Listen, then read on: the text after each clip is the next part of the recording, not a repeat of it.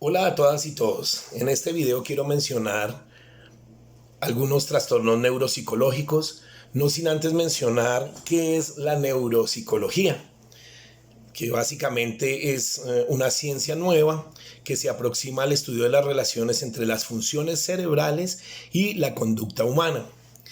Sabemos que esta ciencia abarca diversos temas y en especial trastornos y síndromes que afectan el desarrollo, las habilidades, las conductas de los pacientes que han sufrido algún tipo de afección cerebral.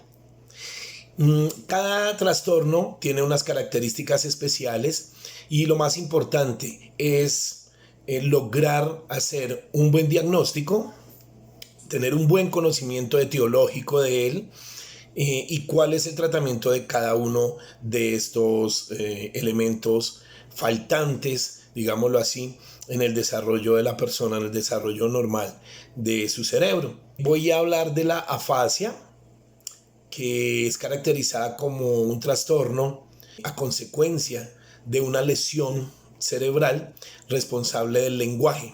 Puede causar problemas en muchas destrezas, especialmente en los niños de colegio, en su manera de expresarse, en su comprensión y en los temas de lectoescritura. Eso es básicamente visible en las aulas de clase y en el rendimiento que los niños demuestran en el aula, inclusive en la casa y en su manera de hablar. Pues hay 6 tipos de afasias. Los más comunes son los de Broca y los de Wernicke. Está la afasia acústico-agnósica. Es una afasia que tiene lesiones temporales superiores, es decir, es sensorial, hay dificultades para que el niño reconozca las palabras de forma correcta y los errores en su producción tiene que ver con la sordera de palabras. También está, en segundo lugar, la afasia acústico-amnésica o afasia, la llaman también afasia de conducción aferente. Estos son lesiones, dicen, que están manifestadas en la segunda circunvolución temporal del cerebro. Y aquí los pacientes tienen dificultades para retener información. En tercer lugar está la llamada afasia amnésica. Ella se manifiesta fisiológicamente en las lesiones angulares y temporoccipitales. Es una dificultad en la denominación e inversamente en la representación del referente de las palabras.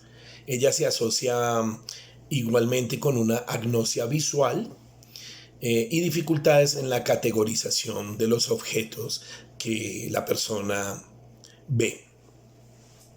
En cuarto lugar, hay otra afasia que se llama la semántica. Se manifiesta en las lesiones angulares y supramarginales del cerebro. Se caracteriza cuando el paciente discrimina fonemas, pero no logra comprender la relación que existe entre los miembros de una oración. En quinto lugar está la afasia de la conducción. Está ubicada en la lesión postcentral inferior del cerebro. Es incapaz de encontrar la posición adecuada del aparato fonatorio para articular el lenguaje. En sexto lugar está la afasia motora.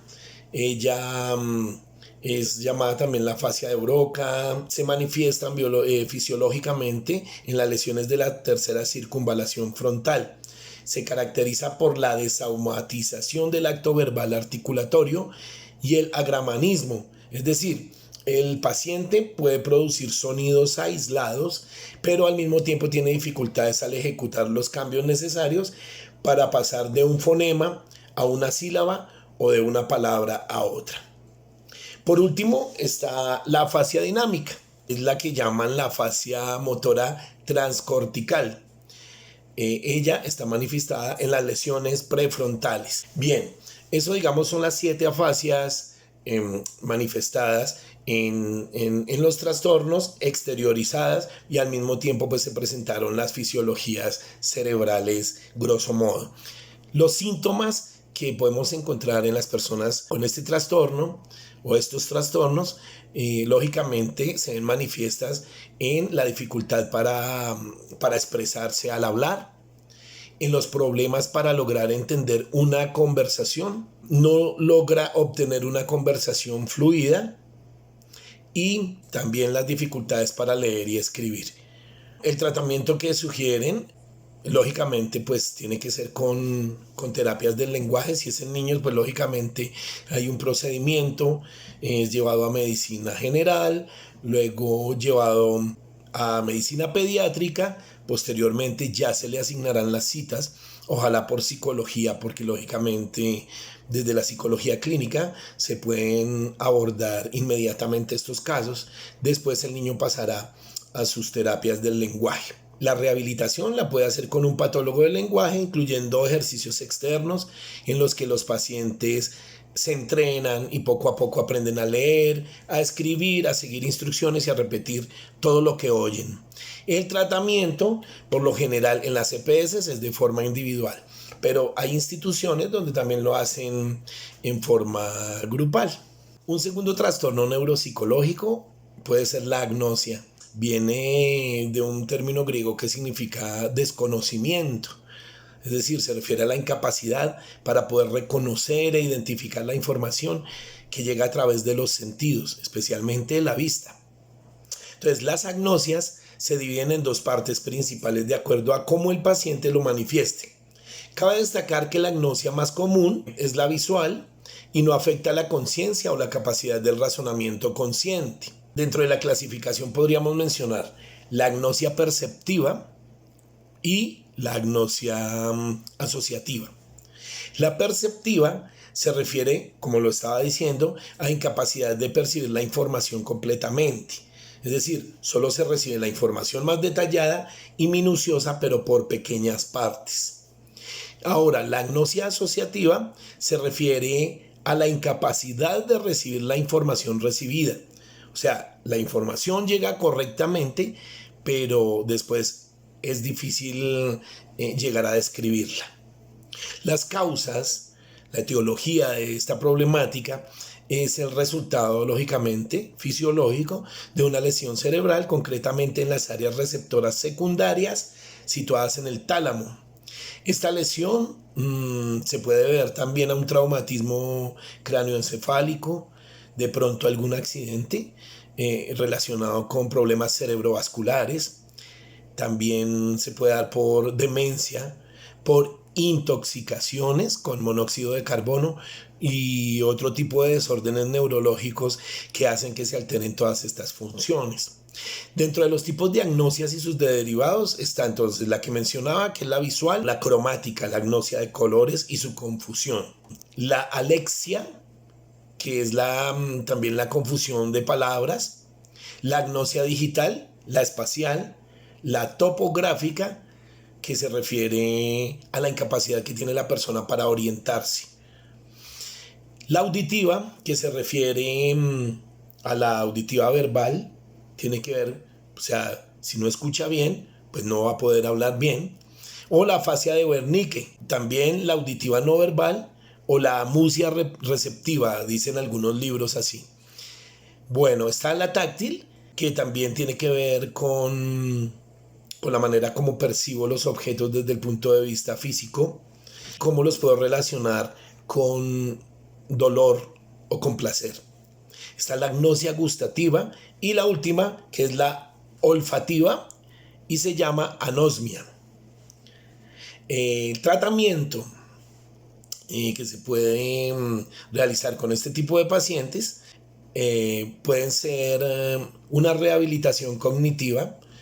Lógicamente, pues inicialmente si se puede hacer antes de la terapia, un diálogo desde el punto de vista neuropsicológico o de pronto enfocándolo en la tendencia cognitivo-conductual, pues eso puede ayudar a mejorar los síntomas, primero para lograr con el paciente, digamos, cierta empatía.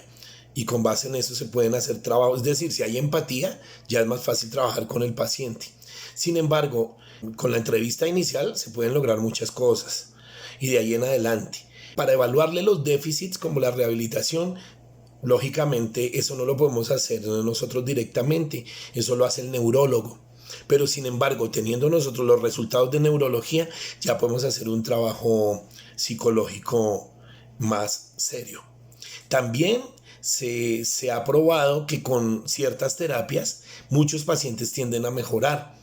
La apraxia es un trastorno en la ejecución intencional de un gesto a consecuencia de una lesión cerebral.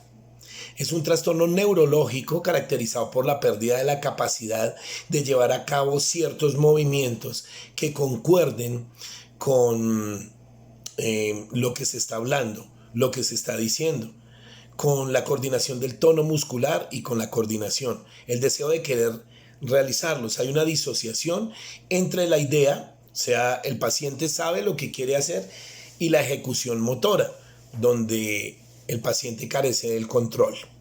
Existen varios tipos de apraxias. Está la ideomotora, donde se dificultan los diversos gestos que el paciente quiere realizar, sean simbólicos, expresivos, corporales y de utilización de objetos.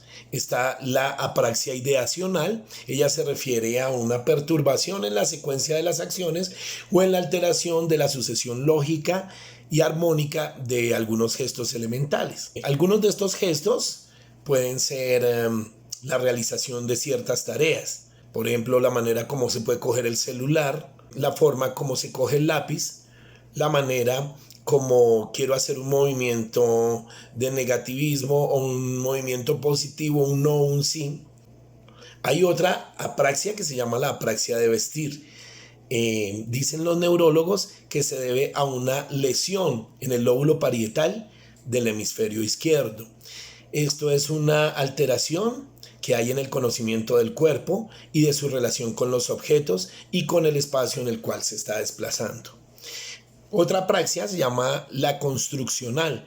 Este tipo de apraxia es quizá la más común. Ella se define como un defecto de asociación entre la percepción visual y la acción motora. Y la última apraxia es la oculomotor. Se caracteriza por la dificultad para mover los ojos de manera deseada. Los síntomas que se presentan en los pacientes que tienen estas situaciones pueden ser la dificultad que tienen para realizar gestos. Los movimientos a veces son lentos y torpes. La dificultad en sus movimientos, dificultad motora. La dificultad en la percepción visual y en la asociación. Y también la dificultad para usar objetos reales. Bien, nuevamente el tratamiento para los individuos con apraxia es un tratamiento multidisciplinario, lógicamente, donde está el neuropsicólogo, está el psicólogo y se remiten a terapia ocupacional, a terapia del habla, a fisioterapia dentro de la fisioterapia neurológica. Si la apraxia es un síntoma de otro desorden, usualmente neurológico, pues se debe tratar primero antes de iniciar todos estos tipos de actividades motoras que le favorezcan. Muchísimas gracias. Yo soy Marco Tulio Sánchez Bustamante. Hasta pronto.